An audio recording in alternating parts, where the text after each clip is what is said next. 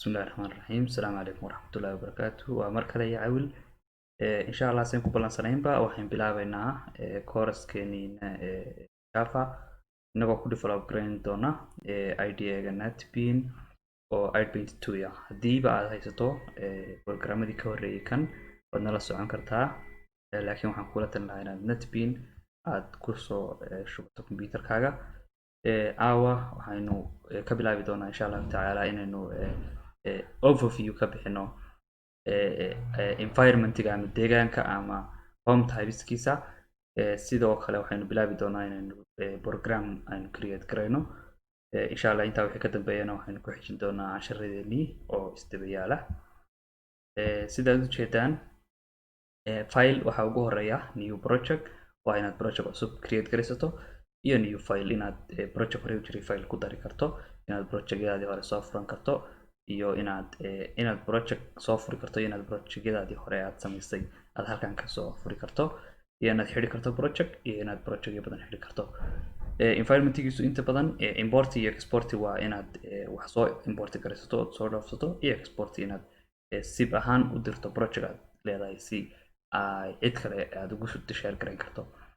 halkan waa undo iyo reundo iyo cut copy iyo bast kuwana waxa weeye undo iyo reundo inaad ka noqoto haddii aad wax ka khaldamaan sidoo kale inaad wax copy garan karto aad cut garan karto iyo inaad bast garan karto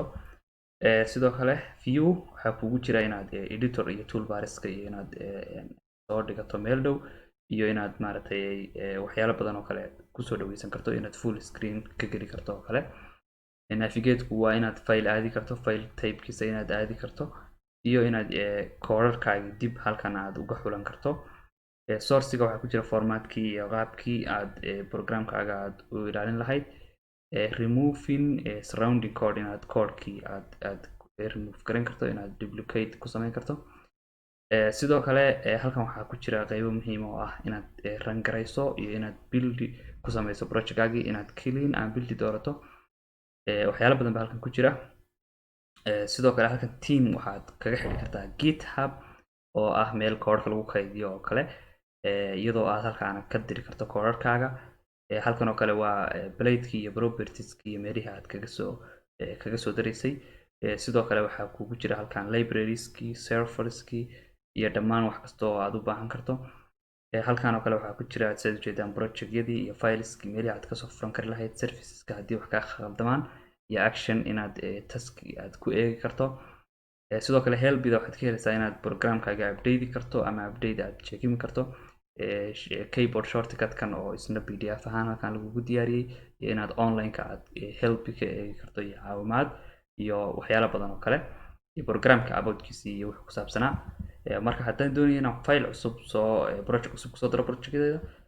dhowr option baan ugu soo diri karaa inaan halkaa banaan right click dhaho aan dhaho new project saad ujeedaanba java application aan doorto iyo inaan file tago oo aan dhaho new project isla bartiibinu keenay iyo inaan buttonka yar dhag siino oo halkaa yare balaas ku qoran yahay aan saa u gujino markaan usaa inagu soo baxo java iyo new java marka first application ku qoranaa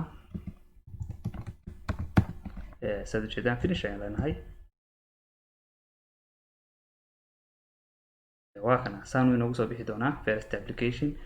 halkan waa inuu soo galaa projectkaagu marka sourciga ayaad sii furi doontaa halkan ayaanad ka arki doontaa meesha iyo wax alaale waxaad jforms iyo frames iyo aad kusoo darsato iyo haddii aad source kale kusoo darsanaysaba haddii aan doonayno inaan kusoo darsano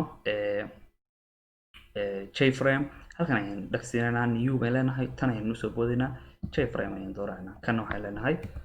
first app ayaan leenahay finish ayaan leenahay kasaad ujeedaanba hadda waxaynu create garaynay form cusub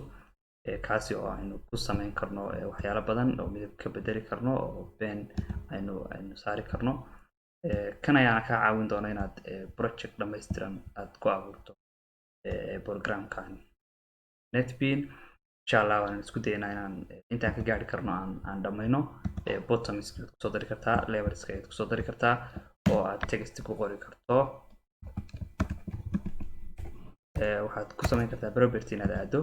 oo aad farta ka bedeli karto oo aad midab kusoo dari karto wax kastana halkan ayaad ka samayn doonaa kan background ayaad u samayn karaysaa waxaad ku fartii ayaad qurxin karaysaa oo aad ka dhigi karaysaa far maaragtay ku cajibisa adiga waa tahay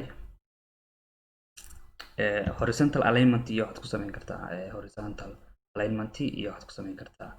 foreground baad background ka bedeli kartaa saad ujeeda halkan midab ayaad siin kartaa iyadana saad ujeedo waxaad ku samayn kartaa inaad ku darto wax kasta oo aad u baahato halkan ayaa lagugu soo diyaariyey saad ujeedaba waa tahay j buttonka iyo isaga action ayaan ku xidhi karnaa event ayaa leedahay action performed halkan ayaanad koodhka kaga qori kartaa iyo wax kasta oo aad u baahato isaga oo ku geyn doona meeshii aad koodhka kaga qori lahayd halkan ayaad kaga qoraysaa halkan ayaanad kaga qori kartaa wax kasta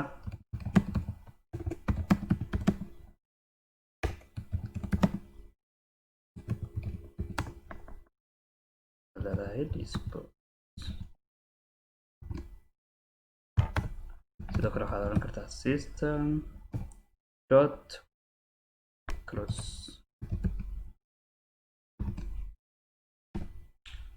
qaabo badan ayaad u samayn kartaa inaad aad tiraahdo close garee sidan dhee qaabkan dhee marka iyadana insha allah waynu kusii fogaan doonaa xoogaana waynu wax badanna waynu ka keeni doonaa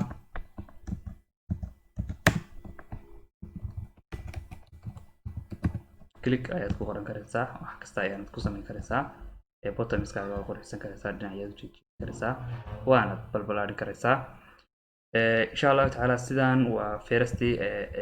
si aynu isula qabsano oo isula socono ayaynu u samaysanay first program buu inoo noqon doonaa insha allah wixii intaa ka dambeeyana si toos ayaynu u guda geli doonaa